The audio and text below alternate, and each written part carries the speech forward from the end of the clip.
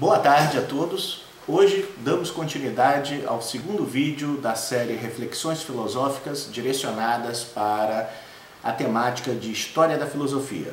Em específico, realizaremos a leitura crítica da obra História da Filosofia, volume 1, dos professores Giovanni Reale e Dario Antichieri. Essa obra é disponível em todas as bibliotecas dos professores da rede estadual, rede estadual pública do Paraná, na chamada Biblioteca do Professor.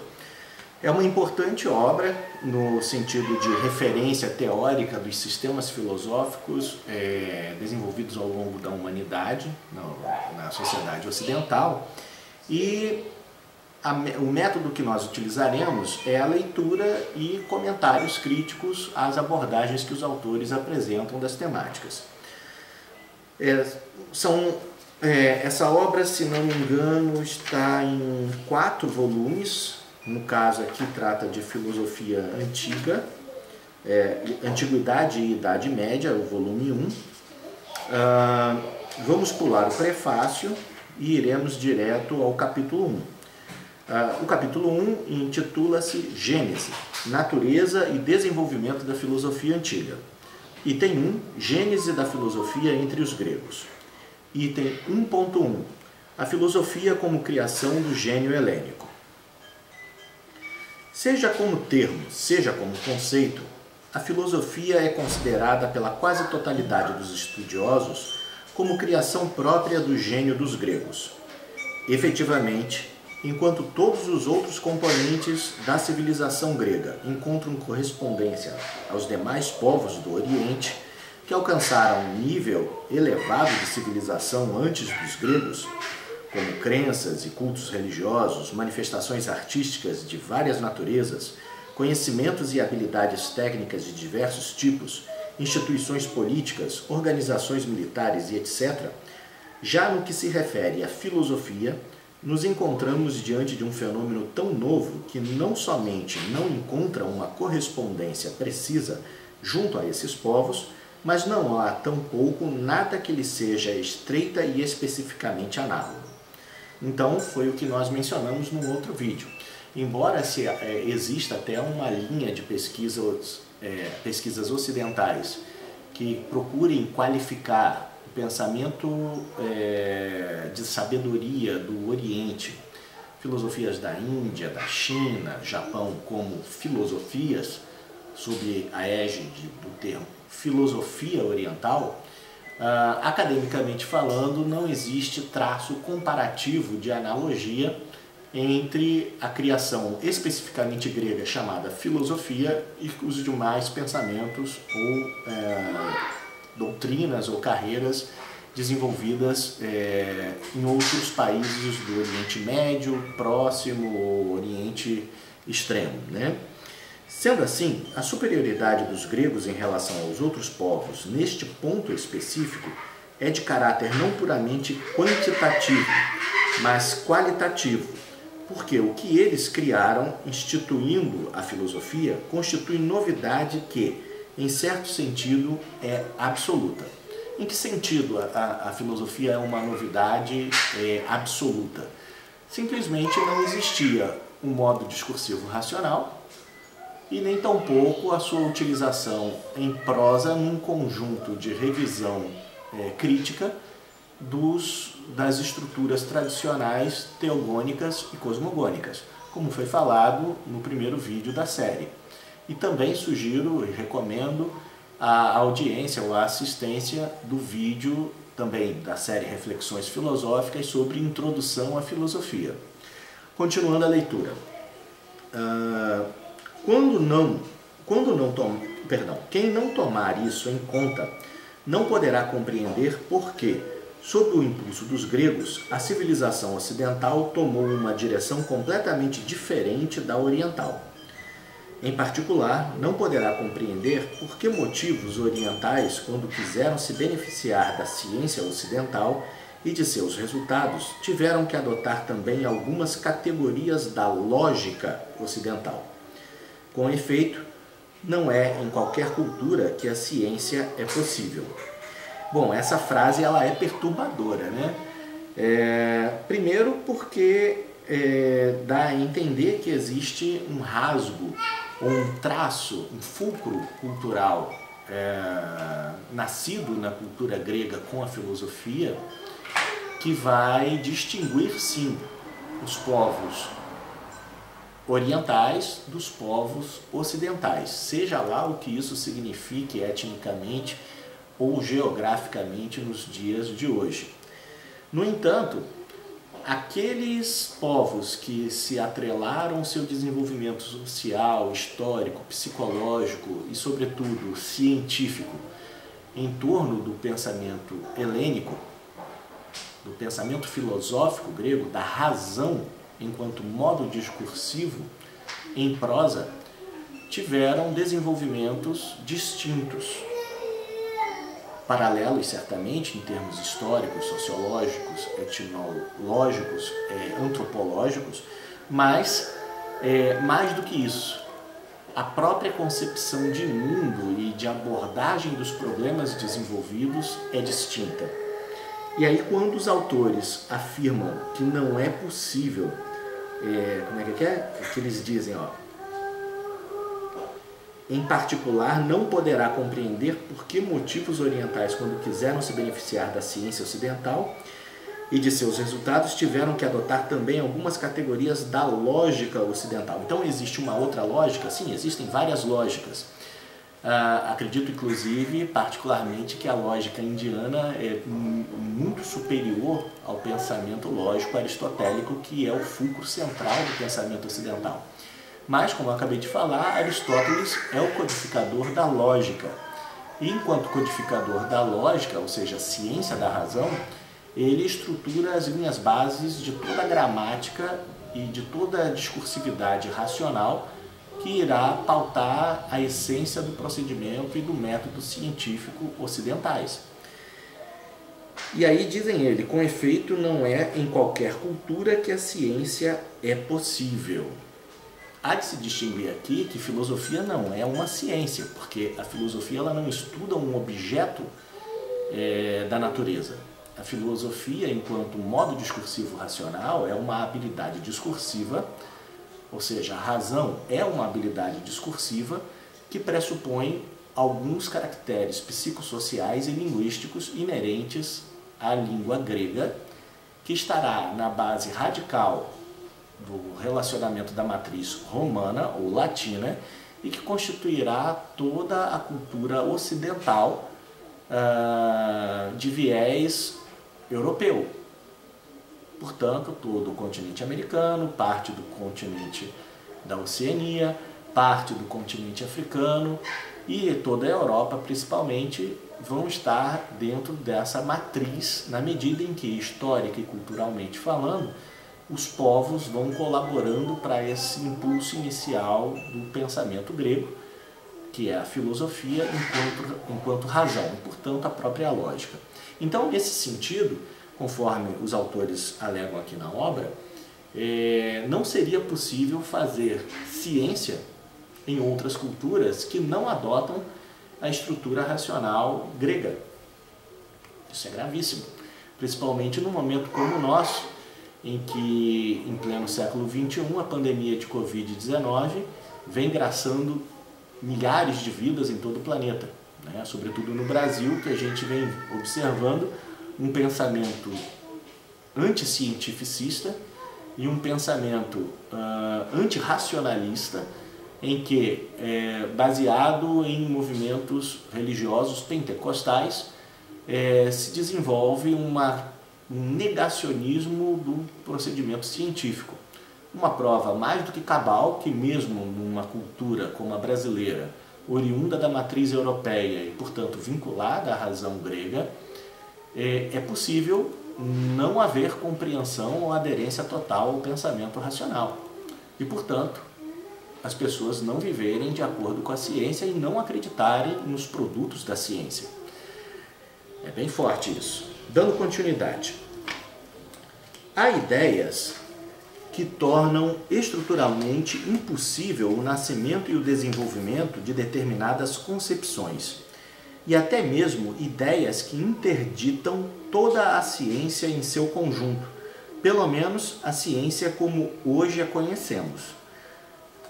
Faço de novo repetirem as palavras que acabei de dizer a respeito desse fenômeno social que é a pandemia de Covid-19, que vem graçando diversas vidas em todo o planeta e em especial aqui no Brasil, que se tornou o epicentro da pandemia planetária. Pois bem, em função de suas categorias racionais, foi a filosofia que possibilitou o nascimento da ciência e, em certo sentido, a gerou.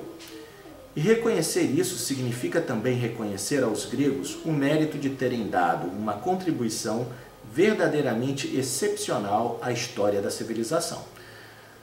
Bom, então, terminada a primeira sessão desse primeiro capítulo da obra de História da Filosofia, os autores levantam a inquietadora posição de que o pensamento racional ele é produzido pelos gregos, desenvolvido pela cultura ocidental via Roma, posteriormente Idade Média e culturas europeias, americanas, fertilizadas pela matriz europeia, algumas africanas e da Oceania, e que, perturbadoramente, a ciência não é compreensível sem que haja um esforço por parte de povos do Oriente e de outras regiões para se apropriar de categorias lógicas próprias ao pensamento e à linguagem grega, instituídos na lógica enquanto ciência da razão, para que se tenha o campo favorável ao desenvolvimento da ciência, tal qual nós a conhecemos hoje em seus múltiplos desdobramentos. Portanto, é uma colaboração inestimável em se considerando o papel da ciência e da tecnologia na vida contemporânea. Basta lembrar que, por várias vezes, a espécie humana foi posta em xeque de subsistência ao longo de toda a sua trajetória evolutiva e que nos últimos 200, 400 anos, propriamente dito, a ciência vem transformando para o bem ou para o mal a face da vida humana e da existência humana na Terra, prolongando a vida, evitando doenças e controlando até fenômenos muito comuns à humanidade, que é a fome, através da tecnologia. Porém, além de não ser um consenso e de existirem outras lógicas, fica validado então que os gregos fazem uma contribuição capital não só para a história da civilização humana, como criam as condições essenciais por meio da razão para que a ciência possa se desenvolver como a gente conhece hoje. Item 1.2. A impossibilidade da derivação oriental da filosofia. Durante o século XX, principalmente na primeira metade do século XX, houveram diversos estudos, vários pesquisadores ingleses, alemães, italianos, procuraram rastrear a origem da filosofia como um produto, uma consequência das relações culturais dos helênicos com os povos do Oriente, sobretudo do Oriente Próximo, hititas, fenícios, egípcios, israelenses. Então essa sessão vai estar versando sobre isso. Vejamos o que os autores têm a nos dizer. Naturalmente, sobretudo entre os orientalistas, não faltam tentativas de situar no Oriente a origem da filosofia, especialmente com base na observação de analogias genéricas constatáveis entre as concepções dos primeiros filósofos gregos e certas ideias próprias da sabedoria oriental. Mas nenhuma dessas tentativas surtiu efeito e, já a partir de fins do século passado, no caso século XX, uma crítica rigorosa produziu uma série de provas verdadeiramente esmagadoras contra a tese de que a filosofia dos gregos derivou do Oriente. Esse posicionamento ele é muito importante. Primeiro, porque ele reforça a perspectiva que os autores defendem e colocam aqui nessa primeira seção do livro, de que o pensamento racional, além de ser uma inovação que é incorporada à história da civilização humana feita pelos gregos, ela é original e não dependente de maneira direta de qualquer tipo de sabedoria oriunda do Oriente, na medida em que fazer ciência é necessariamente um exercício racional, e enquanto exercício racional, a ciência está submetida aos parâmetros do pensamento e da linguagem helênicas instituídos na lógica e nas gramáticas, que praticamente são um norte orientador das mediações linguísticas e ecologicamente construídas pelos povos que adotam essas referências lógicas no tempo e no espaço, junto ao meio ambiente em que eles se situam e se desenvolvem. Segundo, isso também é importante para que a gente consiga compreender em que medida, ao longo do desenvolvimento do pensamento racional e, portanto, da filosofia, o pensamento oriental e o pensamento não racional, sob o aspecto não filosófico, vai enxertar elementos no pensamento filosófico e desenvolver conhecimentos válidos, sim, porém não científicos, e portanto a revolução científica do século XVI, XV, XVI em diante, como uma espécie de ruptura com uma filosofia comprometida com um pensamento oriental, que é o próprio cristianismo, né? Para quem não lembra, Jesus é judeu, e enquanto judeu, Jesus é oriental, médio oriental, né? Os israelenses são orientais. Então, nessa perspectiva, em que medida o pensamento científico se destaca ou se descola do pensamento teológico, filosófico, medievalista, e que, por sua vez, encontra forças para esse descolamento com base numa revisão do pensamento racionalista original, ou seja, eles retornam à antiguidade no período do Renascimento, resgatam obras originais do grego e depois outras do latim, e então redescobrem a razão dentro da pureza possível, recheada de anacronias, obviamente, que posteriormente vão ser eliminadas através da pesquisa histórica e historiográfica, principalmente nos séculos XIX e XX, mas que vai então fomentar o impulso da revolução científica dos últimos 400 anos, né? Então é muito importante que no final do século XX tenha sido dada uma palavra final da distinção entre o pensamento racional grego, a filosofia grega, e o pensamento da sabedoria oriental em suas múltiplas vertentes. Aqui eu quero ressaltar, você que está assistindo ao vídeo, que não tem da minha parte nenhum tipo de preconceito e distinção de juízo de valor entre o que é positivo ou negativo nessa relação entre oriental e ocidental. Porém, sobre o aspecto do campo de estudos, que é o nosso objeto de investigação aqui no vídeo, que é a filosofia, e sobretudo o pensamento grego, nesse momento nós estamos estudando a história da filosofia grega, apesar das interações constantes e fortes, a inovação racional é algo de grego, é coisa de grego.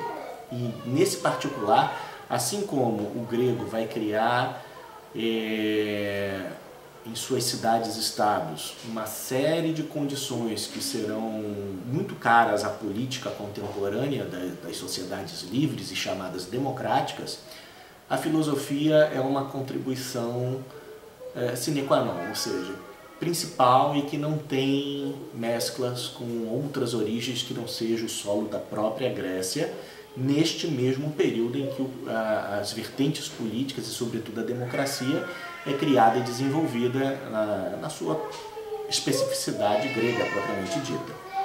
Então, continuando, item A. Na época clássica, nenhum filósofo ou historiador grego acena sequer minimamente a pretensa origem oriental da filosofia. Os primeiros a defender a tese de que a filosofia derivou do Oriente foram alguns orientais, por razões de orgulho nacionalista, ou seja, para atribuir em benefício de sua cultura esse especial título de glória. Assim, por exemplo, na época dos Ptolomeus, os sacerdotes egípcios, tomando conhecimento da filosofia grega, pretenderam sustentar que ela derivava da sabedoria egípcia. E, em Alexandria, por volta de fins da era pagã e de princípios da era cristã, os hebreus que haviam absorvido a cultura helênica chegaram a defender a ideia de que a filosofia grega derivava das doutrinas de Moisés. Então perceba como é que a coisa foi sendo construída historicamente. O fato de filósofos gregos da época cristã sustentarem a tese segundo a qual a filosofia derivou dos sacerdotes orientais, divinamente inspirados, não prova nada, porque esses filósofos já haviam perdido a confiança na filosofia entendida classicamente e objetivavam uma espécie de autolegitimação diante dos cristãos, que apresentavam seus textos como divinamente inspirados. Item B. Está demonstrado historicamente que os povos orientais com os quais os gregos tinham contato possuíam verdadeiramente uma forma de sabedoria, feita de convicções religiosas, mitos teológicos e cosmogônicos, mas não uma ciência filosófica baseada na razão pura, no logos, que em grego quer dizer razão, como dizem os gregos. Ou seja, possuíam um tipo de sabedoria análoga a que os próprios gregos possuíam antes de criar a filosofia, como, por exemplo, o ideal de Sofrosine, de justa medida, nada em excesso, equilíbrio, ritmo, harmonia, contra a híbris, que vai ser profundamente incorporada na concepção de Hesíodo, tanto em A Teogonia, a história dos deuses, como em Os Trabalhos e os Dias, que, de certa forma, vão analisar a moral helênica, dentro dessa perspectiva de sabedoria, do nada em excesso, e vai pré-condicionar os elementos que um dia vão migrar da moral para a ética, enquanto ciência filosófica da moral. Item C.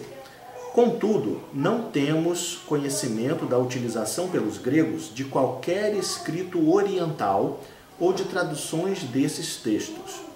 Antes de Alexandre Magno, não se sabe de qualquer possibilidade de terem chegado à Grécia doutrinas dos hindus ou de outros povos da Ásia, bem como de que, na época em que surgiu a filosofia, ou seja, na virada do século VI para o V a.C., na Grécia houvesse gregos em condições de compreender o discurso de um sacerdote egípcio ou de traduzir livros egípcios.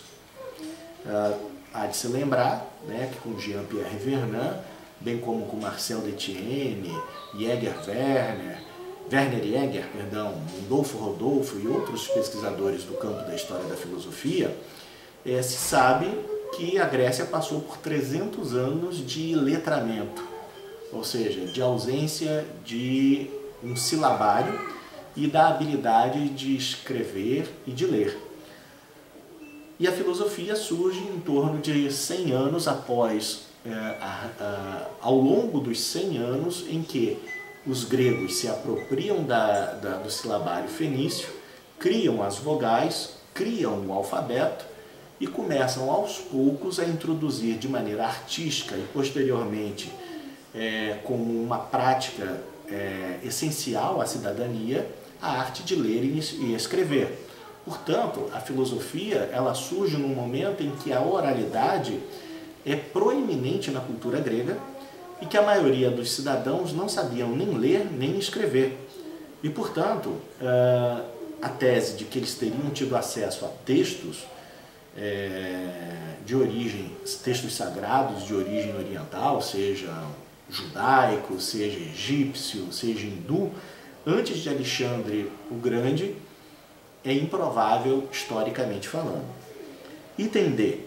Considerando que algumas ideias dos filósofos gregos podem ter antecedentes precisos na sabedoria oriental, mas isso ainda precisa ser comprovado, então é um objeto de investigação da história da filosofia, tendo podido assim dela derivarem, isso não mudaria a substância da questão que estamos discutindo. Com efeito, a partir do momento em que nasceu na Grécia, a filosofia representou uma nova forma de expressão espiritual. Espiritual aqui faz menção ao entendimento humano. É espiritual enquanto faculdade intelectiva do ser humano, que em língua grega, no caso, começa a se utilizar do modo discursivo racional em prosa para tentar reeditar os mitos teogônico e cosmogônico, criando então as cosmologias, né, ou as tentativas racionais de explicação e de investigação sobre o que é o cosmos, quais são seus materiais e quais são as estruturas que compõem, quais são os materiais que compõem essas estruturas do cosmos.